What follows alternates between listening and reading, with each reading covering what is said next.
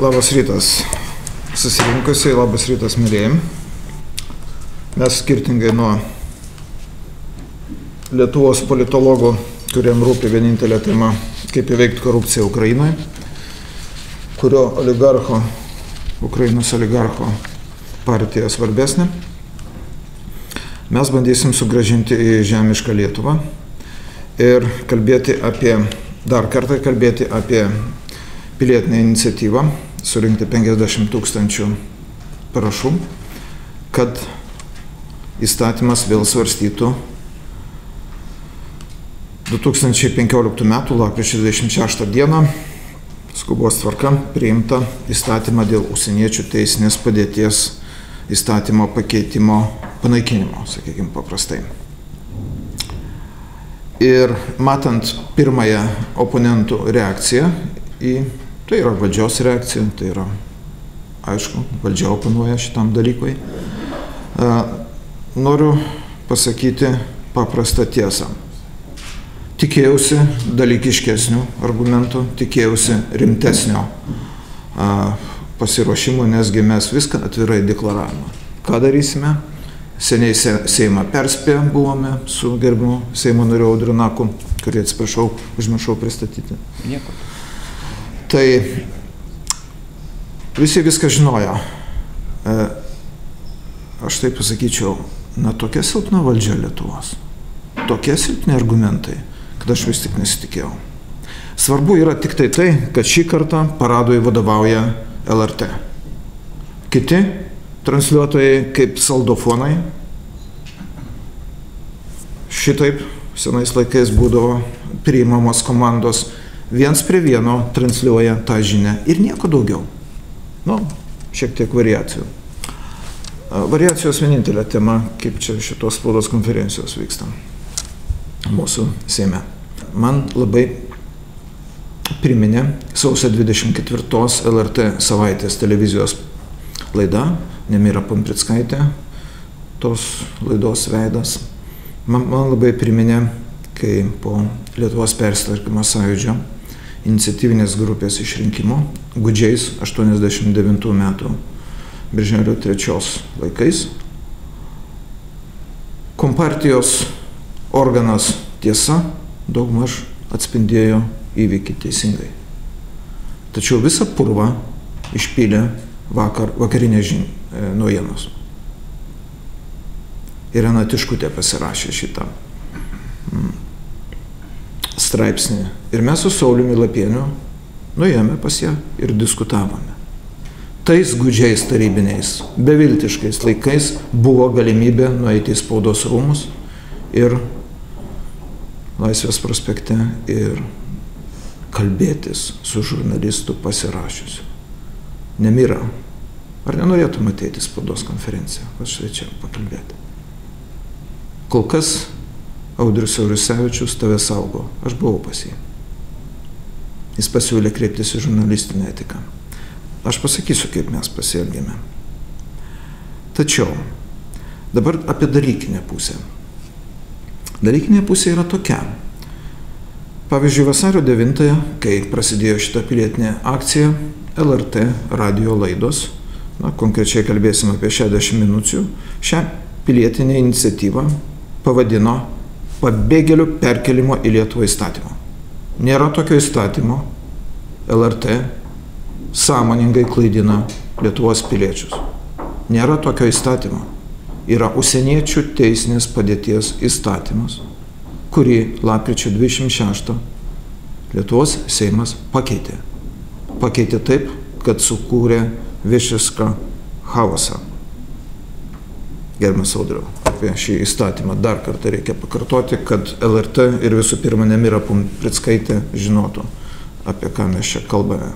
Taip, iš tikrųjų, Seimas praeitų metų lapkričio 26 d. skubos tvarka priėmė užsieniečių teisinės padėties įstatymo pakeitimų įstatymą, kuriuo sukurtas teisinis pagrindas nelegalų imigrantų perkelimui į Lietuvą. Ir aš kaip visada priminsiu esminius punktus, ką šios įstatymo pataisos reiškia. O tai reiškia, kad Seimas nusprendė, kad nelegalai gali sakyti netiesą ir įteisino visų nelegalų priėmimą, kurie tik pareikš tokį norą. Apie tai yra pirmame straipsnėje. Antro straipsnio pakeitimas. Taip pat Seimas nutarė, kad didesnė laisvė be leidimo keliauti kur nori suteikiama net pabėgėlių priėmimo centro pažeidėjams. Tai yra 34 straipsnis, 84 straipsnio pakeitimas. Seimas nutarė, kad jungtinėms tautoms, net jungtinėms tautoms pateikti informaciją apie nelegalus įsipareigojame tik gavę nelegalų sutikimą. Taip nusprendė Seimas. Seimas nusprendė, kad nelegalams atvykti į Lietuvą daugiau nebedraudžiama. Nori nelegalas atvyksta, nori neteisėtai išvyksta, nori vėl neteisėtai atvyksta.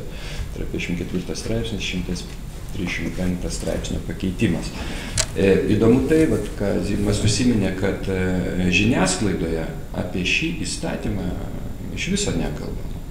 Jeigu ten LRT kažką dar ir pasakė, iš esmės iš viso nekalbama, nieko neaiškinama. Man teko klausytis radio laidos, kur Zigmas Vaišvila telefonu ten tiesa diskutavo su kitoj pusė esančiu telefonu Artūru Paulausku.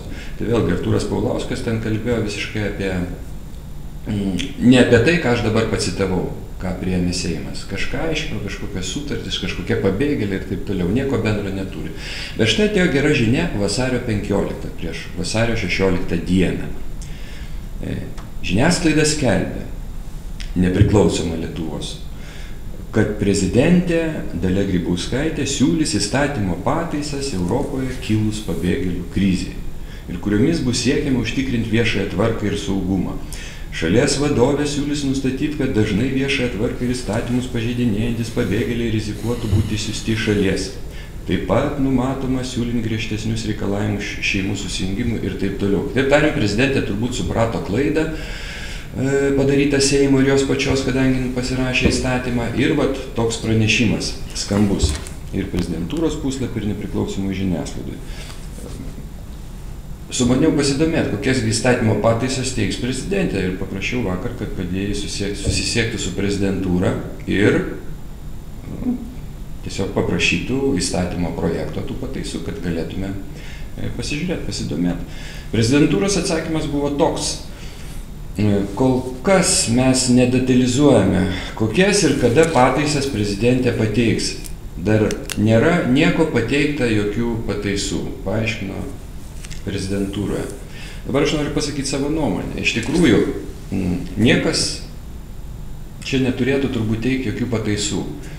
Šiuo metu vyksta pilietinė iniciatyva, renkami 500 000 parašų, žmonės nori, kad tos įstatymo pataisos būtų atšauktos. Aš taip pat draugė su Seimo nariu Valerijum Simuliuku esu pateikęs irgi įstatymo projektą, kuris yra, kaip suprantu, įtrauktas jau į pavasario sesiją, kuris turėtų būti svarstomas, kad lygiai tą pačią temą, kad įstatymo pataisos būtų atšauktos ir galiotų prieš tai puikiai galiojęs įstatymas, puikiai galiojęs ne vienerius metus. Reikia tiesiog sugrąžinti tą pirminę padėtį. Nieko daugiau, nieko nereikia galvoti, kaip čia prezidentė, ką jin čia inicijuos, kažką darys, kažką čia tobulės. Reikia grąžinti į buvusį įstatymą ir viskas puikiai veiks. Tai mano gilių įsitikinimu, aš netikiu prezidentės nuoširdumu dėja, aš manau, kad jos pareiškimas vasario 15, kad neva tai teiks kažkokias pataisas, nežinau, ką čia betaisyti. Manau, kad tai yra eilinė demagogija ir toks jaukas rinkėjam, kad neva tai kažką daro ir prezidentė. Išgirdusi turbūt apie pilietinę iniciatyvą, vis tiek kažką šurmuliuoja, tai tokį žingsnį padaro, o iš tiesų jokio įstatymo prezidentūroje, jokių įstatymo pataisų nėra. Tai tiek žinių. Tik išgirdęs apie teigiamą prezidentės praregėjimą, raštu kreipiausi, prašydamas dekretu inicijuoti Seime šio įstatymo pakeitimo padaryto lapkričio 26 panaikinimą. Atsakymo kol kas nesulaukiau. Tačiau, kad suvoktumėm visą šitą chaosą ir absurdą, kuris padarytas, yra šituo įstatymu įteisintas, bandoma įteisinti, niekada to nepadarysi, nelegaliai patekusius asmenys į ES ir į Lietuvą. Tebegalioja baudžiamojo kodekso straipsniai ir už nelegalų sienos kirtimą, ir už padėjimą tai padaryti. Tie, kurie padeda padaryti, baudžiamoji atsakomybė pagal Lietuvos Respublikos baudžiamąjį kodeksą yra iki 6 metų laisvės atėmimo. Jeigu teisingai, principingai taikyti įstatymus ir prezidentė, dėja, ir vyriausybė, ir visi, kurie prisideda prie to, jie padeda nelegaliai kilsti, jie vykdo nusikalstamą veiką. Dėja, tokia realybė. Čia ne pasakymas, kad pasakyti. Tai yra pati ryškiausia šito absurdiško įstatymo iliustracija. Ir jeigu jūs manote, kad čia Zigmas Audrius ir dar kažkas čia kažkokie originalai, tai visi puikiai dabar jau žinome, ir iš LRT eterio netgi, kad šitą chaosą, bent jau formaliai, ES paskelbė ir pradėjo kurti Vokietijos kanclerė Angela Merkel. Tai aš jums pateiksiu ne savo, o Vokietijos teisininkų argumentus jų pateiktame skunde Vokietijos konstituciniam teismui prieš Angelą Merkel. Pagrindinius. Visi taip vadinami pabėgėliai Vokietijos konstitucijos požiūriu yra nelegalai, nes į Vokietiją pateko iš trečiosios šalies, tai yra iš saugios valstybės. Artūras Paulauskas sąmoningai jūs klaidino minėtoje Audriaus LRT laidoje 60 minučių, kalbėdamas, čia nuo karo ir panašiai. Ne, jie ten pateko iš trečios šalies, iš Turkijos. O jeigu dabar Erdoganas sugebės ten karą suorganizuoti savo šalyje, tada jau bus ir šita valstybė nesaugi. Tai identiškai situaciją vertina ir Lietuvos Respublikos konstitucija. Dabar naudosiu vėl Vokietijos teisininkų žargoną. Jie vadina tai politikų klase. Politikų klasė visiškai ignoruoja Vokietijos, kaip ir mūsų politikų klasė ignoruoja visiškai Lietuvos suverenitetą, kurį gina ir Vokietijos, ir Lietuvos konstitucijos. Politikai neturi jokios išskirtinės teisės ignoruoti šalies pagrindinį įstatymą. Trečias argumentas. Tauta, vokiečių argumentas. Tauta nėra atėjūnai, o nuo seno valstybės teritorijoje gyvenanti populiacija, kurią nusako kalba, papročiai ir visa kita. Religija. Todėl Angela Merkel ir Lietuvos valdžia pažeidė pagrindinius savo šalių konstitucijos straipsnius, nes atidarė suverenių valstybių sienas ir net neklausė savo tautų nuomonės. Jūs nesutinkate su tais Vokietijos teisininkų argumentais? Atsiverskim mūsų konstituciją ir visą tai rasim. Ir esminis dalykas teisėje yra tokia nuostata, labai aiški nuo Romos teisės laikų. Iš neteisės negali gimti teisė. Taigi Angela Merkel ir Lietuvos valdžia nelegalius asmenis bando padaryti legaliais, kas teisiškai neįmanoma. Suprantat, neteisėtų veiksmų bandoma įteisinti.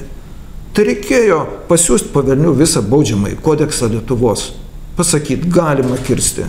Kuom dabar skiriasi Ukrainos nelegalas kirtęs Baltarusijos Lietuvos sieną nuo šitų? Niekom. Tuom, kad tas bus vienas Šengeno zonos sieną kirtęs, o anas atvykęs iš Turkijos į Graikiją. Ir dokumentus demonstratyviai sunaikinęs.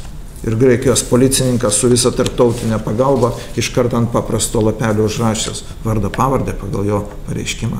Čia legalizavimas vyksta. Tai aš noriu pasakyti ir poniai Grybauskaitei, ir Seimui. Suprantat, mes piliečiai nesam kvailiai. Ir neapsimeskit, kad jūs valdžios ponios ir ponai esat kvailiai. Mes tai suprantam. Jeigu jūs nenorit šnekėtis, jūs bijot šnekėtis, jūs esat bailiai. Jūs bijote ateiti čia, jūs bijote išleisti mus į LRT eterį bailiai. O bailys yra silpnas žmogus. Todėl belieka užsibarikaduoti ir sėdėti už sienų. O dabar kaip šitos bailius mes ištraukinėjame į sieną. Iš už sienos ir į dienos šviesą. Atsimenate, pirmąjį tokį antpuolį prieš Birželio 3 grupę internetinius nepriklausomus portalus. Signatarą Rolandą Paulauską, signatarą Zigmą Vaišvilą tokį pavarė Dovydas Pancerevas 15 minučių LT. kad mes vykdome antivalstybinę veiklą Kremliaus naudai. Aš pats paprašiau ištirti mano antivalstybinę veiklą, rezultatą jau visi žinome. Jokios antivalstybinės veiklos nėra, ikiteisminis tyrimas, kurio primiktinai siekiau ir reikalavau, pradėtas, nutrauktas. Ir kas paaiškėjo? Kad visą šitą rašliavą 15 min LT davė valstybės institucija. Tai dabar aš iš karto po to kreipiausi į prokuratūrą, kad jie toliau aiškintųsi, ar Dovydas Pancerevas melagingus paaiškinimus davė, kaip liudytojas baudžiamoji atsakomybė už melagingus parodymus BK 245 straipsnis, arba prašom į dienos šviesą šitos valstybės įstaigos žmonės. Ir paprašiau Seimo, prezidentės ir vyriausybės. Kas čia per valstybės institucija, kuri užsiima tokiais dalykais, liepia žurnalistams spausdinti visą tą rašliavą? Šmeižikiška. Vyriausybė pasakė, sorry, mes čia negalim nieko padaryti. Turiu raštišką atsakymą. Prezidentės vardu atsakė net kancleris. Jau antras raštas, net kancleris prezidento. Ir atsakymas toks pat. Jie nesiruošė to aiškintis. Tada mano klausimas paprastas. Pone prezidente, dar viena skiepų byla. Tai jūsų darbas. Jeigu jūs nenorite aiškintis, kas kuria chaosą Lietuvoje, kokia valstybės institucija liepia žurnalistam spausdinti. Analogiškai ponė Miros Pumprickaitės sausio 24 laidos dar kartą paprašiau ikiteisminio tyrimo savo atžvilgiu. Antivalstybinė veikla, Kremliui dirbam, jo. Štai Vilniaus apylinkės prokuratūros prokuroro Benedikto Leišio pilietiškas sprendimas ir atsakymas, dar kartą pasakyta, Audriaus Saurusevičiaus, Nemira Pumprickaitė, nėra jokios antivalstybinės veiklos. 10 portalų veikloje, signatarų veikloje. Ištrauksim į dienos šviesą ir LRT didvyrius. Nesakysiu šiandien, ką mes darysime toliau, bet šitas stebuklas turi baigtis. Nėra nei antivalstybinės veiklos ir šaunu matyti, kai prokuroras cituoja Konstitucijos mūsų straipsnius. 25 straipsnėje nustatyta, kad žmogus turi teisę turėti savo įsitikinimus ir juos laisvai reikšti. Jam neturi būti kliūdama ieškoti, gauti ir skleisti informaciją, idėjas. O visą šitą pseudo rimtą informaciją jis įvardino teisingai. Aišku, ne to tyrimo dalykas buvo. Pasakė, čia tik autoriaus asmeninė nuomonė, kad čia nusikaltimai antivalstybiniai. Tai tie visi menkystos, kurie dabar slapstosi už žurnalistų, už LRT eterio 15 minučių ir kitų visų užsakomųjų akivaizdžiai straipsnių, kurie paprastai spausdinami pagal projektus gaunamus pinigus. Taip, gerbiamas Audriau. Aibė jau tokių į dienos šviesą ištrauktų projektų ir Delfis tai daro su VSD berods. Sutartis yra valstybės saugumo departamento projektas. Delfi mokėti pinigus už tai, kad visą šitą panašią velniavą spausdintų. Taigi, mėlėjai, iniciatyva įsibėgėja, visi didvyriai yra aiškus, tas, kas slapstosi, juos dengia prezidentė, nes raštu atsisakė jos vardu kancleris, raštu atsisakė aiškintis, kokios valstybinės institucijos duoda medžiagą šitiem asmenim, kurie vadina save žurnalistais. Ir privalomai spausdina, tarybiniais laikais dar nebuvo tokio. Tiesa vieną parašė apie Sąjūdžio gimimą, Vakarinės naujienos kitą parašė straipsnį, o čia dabar, atsiprašau už rusicizmą, Pastoikis Mirna, tai vadinasi LRT kaip pagrindinis sklaidos šaltinis paskelbė ir tą patį vakarą visi beveik interneto portalai identišką informaciją paskelbė. 2 iš jų tik pavadinimą pakeitė. Dabar šitoj situacijoje aš priminsiu, kad mes kreipiamės į LRT tarybą, vasario 23 dieną turi būti posėdis, kad šitie klausimai būtų svarstomi. Viešai dar kartą kreipiuosi į LRT tarybą, jos pirmininką, turim kolegą signatarą Česlavą Juršėną, LRT taryboje. Tai pažiūrėsim, ar ir ten yra žmonės bijantis svarstyti, bijantis mūsų, mes tokie baisus, nes mes kalbam tiesą, baisus, nes jūs neturite argumentų tai tiesai paneigti. Ir žodis dabar gerbiamam Kazimierui Juraičiui dėl mūsų iniciatyvos organizacinių klausimų. Čia trumpa informacija. Jeigu sprendžiant pagal apskritis, tai visose išdalinta jau, tačiau pagal savivaldybės, tai 30% iš 18 savivaldybių, tai yra iš 59 savivaldybių tik 18. Tarkim, Vilniaus apskritis iš 8 dviejose, tai Vilnius Ukmergės, Kauno apskritis iš 7, Jonava, Kaunas.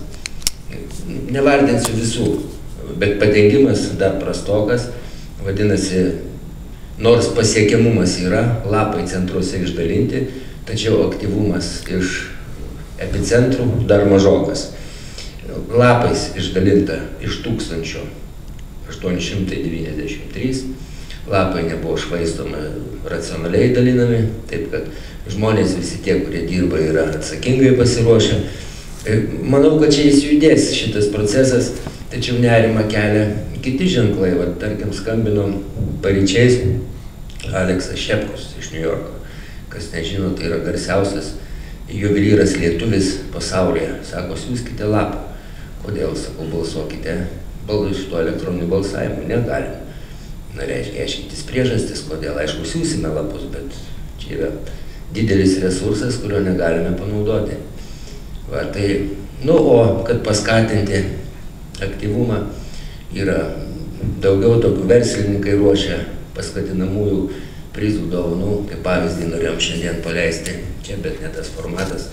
Paleisime YouTube kanalais filmuką, tarkim, įsteigtas prizas tiem, kas sugeba telktis ir telkti aplink save darbų už Lietuvą, bus dovanojama tautos vėliava Vytis. Tai vienas toks iš epizodų, kuris džiuginantis. Tai tiek.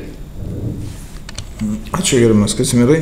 Aš baigdamas noriu dar kartą kreiptis su politinių partijų narius ir vadovus.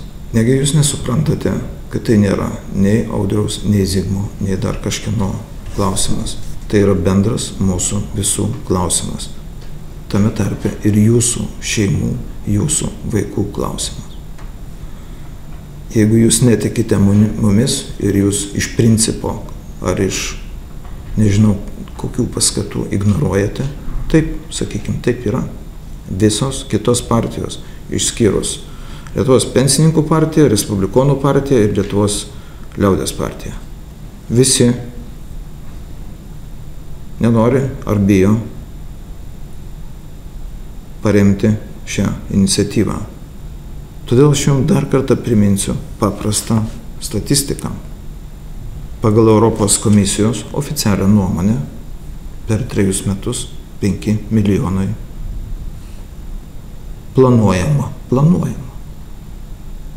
Jau ne 5 mečiais, kas 3 metus, tokių nelegalų priimti.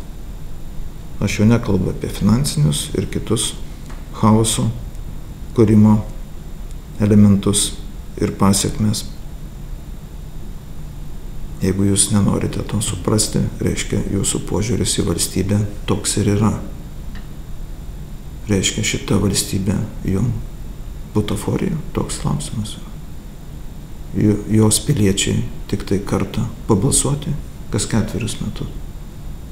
Atsiprašau, kas 2 į savivaldybės dar reikia rinkti. Paprastas klausimas. Kodėl reikia atšaukti tas pataisas, kodėl yra tokia iniciatyva? Tai noriu pasakyti, kad iki praeitų metų lapkričio pabaigos veikia užsieniečių teisinės padėties įstatymas. Jisai veikia gerai ir jisai užkirsdavo galimybę piknaudžiauti Lietuvoje suteikiamų prieglobsčių. Tai buvo. Lapkričio 27 prezidentė pasirašė Seimo priimtas įstatymo pataisas ir tada atsirado didžiulė galimybė piknaudžiauti Lietuvoje suteikiamų prieglobsčių. Vasario 15 prezidentė pareiškė, kad susiduriant Europai su didžiulė pabėgėlių krize, ji inicijuos užsieniečių teisinės įstatymo pataisas, kurios užkirs kelią net menkiausioms galimybėms piktnaudžiauti Lietuvoje suteikiamų prieglobsčių. Iniciatyvos prasme ir mūsų su Zigmu noras neišradinėti jokio dviračio. Reikia labai paprasto žingsnio. Tiesiog atšaukti tas įstatymo pataisas, kad galiotų buvęs įstatymas, puikiai veikęs. Daugiau visiškai nieko nereikia. Viskas. Tai ir tarp kitko, pagal šitą gerai veikusį įstatymą iš karo kankinamos Sirijos savo noru į Lietuvą nustatyta tvarka Lietuvos ambasadoje daugiausia Minske gavę leidimus, pateikę dokumentus, o ne nelegaliai atvykę 40 sirų šeimų čia oficialiai į Lietuvą atvyko. Toks faktas, kaip blynas, suprantat? Tai kam reikia chaoso vietoje tvarkos? Nekontroliuojama. Tai va, tai labai paprasto dalyko reikia. Sekantis žingsnis, kuris turėtų būti daromas, man asmeniškai tai labai įdomu, kaip iš viso tokios įstatymo pataisos galėjo atsirasti. Kas yra tikrasis iniciatorius ir kodėl tą reikėjo padaryti tokiu keistų, nekaltų būdu. Aiškiai, nes pasikartosiu, pristatant Seime apie tos punktus, kuriuos aš jau minėjau, apie tai nebuvo nieko kalbama. Buvo kalbama kažkas aplinkui. Tiesiog kažkoks įstatymas tobulinamas. Ir įvyko tam tikra apgavystė. Reikia dabar tas įstatymo pataisas atšaukti. Viskas, nieko daugiau. Kad galiotų senas geras įstatymas. O po to įtobulinkite, jeigu reikės. Tai, mėly kolegos, gal kažką mes pamiršom? Priminkit, ar klausimų būtų? Ačiū, viso gero. Ačiū. Sėkmės. Už supratimą, dėkui. Geros dienos.